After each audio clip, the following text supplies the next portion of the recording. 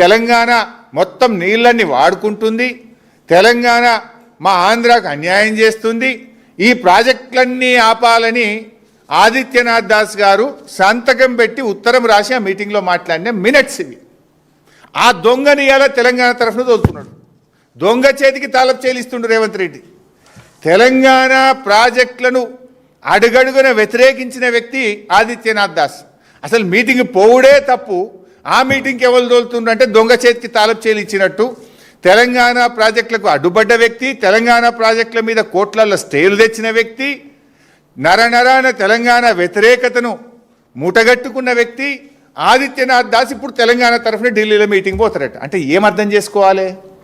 మీరు మొత్తం మన తెలంగాణ నీళ్ళను ఆంధ్రాకి అప్పచెప్పే కుట్ర జరుగుతున్నట్ట కాదా?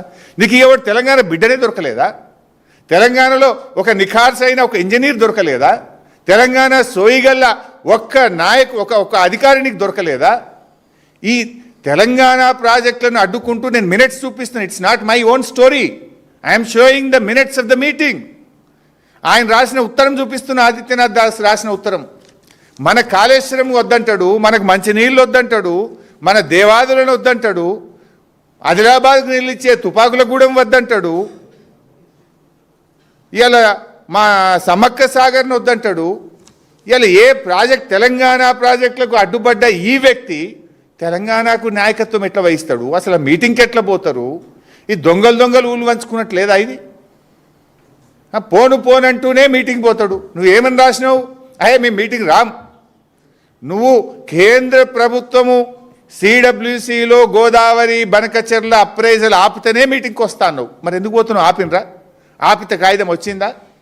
ఆంధ్రప్రదేశ్ ఈ టెండర్ ఆపాలే అన్నాడు. టెండర్ ఆపుడు ఎక్కడిది? టెండర్ అయిపోయింది, ఓపెనింగ్ అయిపోయింది, ఆ టెండర్ అవార్డు అయిపోయింది, కాంట్రాక్టర్ పని కూడా స్టార్ట్ చేసిండు. మరి ఎందుకు పోతున్నావు మీటింగ్కు? మళ్ళీ ఒక సంతకం పెట్టి ఒప్పుకొని రానిక? అంటే ఈరోజు తెలంగాణ నీటి హక్కులను గంపగుత్తగా ఆంధ్రప్రదేశ్కి అప్పచెప్పే కుట్ర జరుగుతూ ఉంది. నిజంగా చెప్పాలంటే కేసీఆర్ గారి నాయకత్వంలో గోదావరి మీద 400 టీఎంసీలు కేంద్రం నుంచి అనుమతి తెచ్చినాం. 10 డిపిఆర్లు పంపినాం. గోదావరి మీద 10 డిపిఆర్లు ఢిల్లీకి పంపి 7 ప్రాజెక్టులకు అనుమతులు తెచ్చింది బీఆర్ఎస్ ప్రభుత్వం. 400 టీఎంసీల నీళ్ల హక్కులను సాధించింది బీఆర్ఎస్ ప్రభుత్వం. అరే నువ్వు 2 నెలలు అయింది, ఒక్క డిపిఆర్ పంపింది లేదు, ఒక్క అనుమతి తెచ్చింది లేదు. మేము 10 పంపి 7 తెచ్చినాం. ఇంకో 1-2 ప్రాజెక్టులు వార్దా కానీ కాళేశ్వరం సెకండ్ టీఎంసీ కానీ అవి సగం అనుమతులు వస్తే